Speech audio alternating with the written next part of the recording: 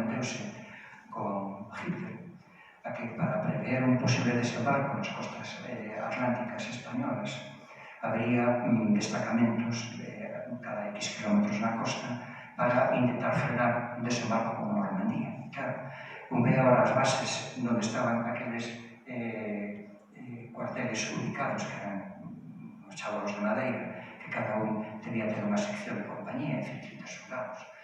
Pensa no desembarque de Normandía con non sei cantos miles de barcos, non sei cantos milleiros de avións. Imposible de parar, non? Pero sí que estiveron, non? Sí que estiveron durante boa parte da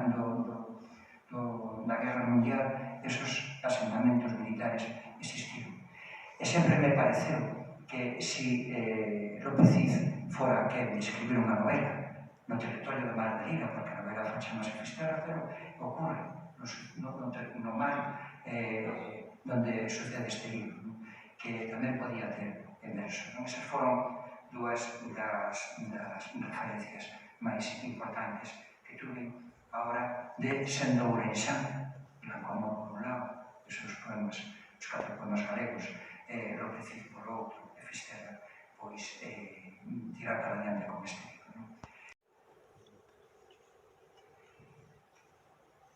Non sei se sabedes o que é a borraxeira. A borraxeira é unha néboa que cubre o mar e que fai invisible todo o universo que te rodea. Non se ve nada. Pero produce un efecto curioso entre as ondas e a borraxeira e que transmiten moito o son. Hai unha transmisión do son moi importante, porque ademais, como non ves, o son chega de lugares misteriosos e chamache a atención. Antes, naquele territorio tiñamos a vaca de Fisterra, que para nós era fundamental, nos cando chegamos a línea de la vaca, ahora non a hai. Xosé Iglesias e eu convocamos unha vez unha manifestación que xuntou a casi 9.000 persoas para reclamar que a vaca de Fisterra volvese a funcionar. Porque a vaca de Fisterra era un patrimonio, está na literatura do territorio, está na cantiga popular, está no refraneiro. A vaca era patrimonio cultural, era cultura inmaterial, pero era patrimonio cultural e non a sacaron.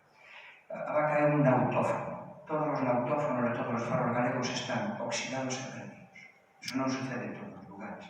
O patrimonio nautófono, que sinal nauta, fono de sonido de nauta do faro, non lle demos moita importancia. Así está o de Corrubel, así está o de Torradial, así están todos perdidos. O de Cabo Milano non queda ningún en funcionamento, pero nin conservado, porque nunha celebración festiva, por unha convocatoria de algo, podíase facer sonar se estuvera conservado, pero non están conservados tampouco. Están en aire quente, a subir pola turbina hasta arriba e hasta o gramófono por onde sale, produce unha vibración. Entón, esa vibración fai un son.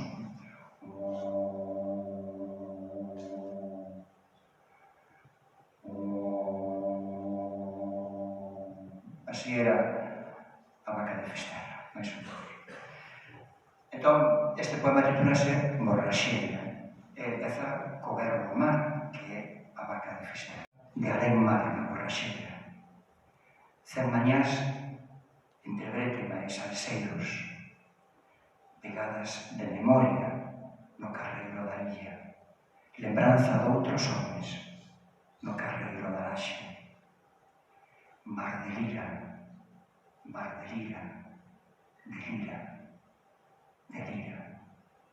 constancia de alén mar, sorte encarnada.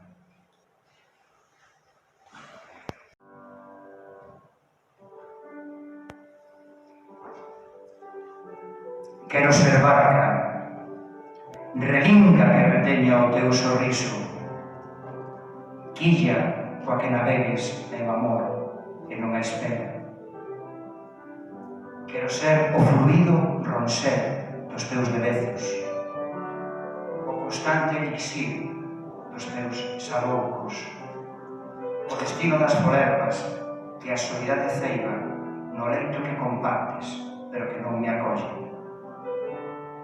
Quero ser o mar que te respira, a mazá que non comes e que extrañas, a saudade mesma que te abraza.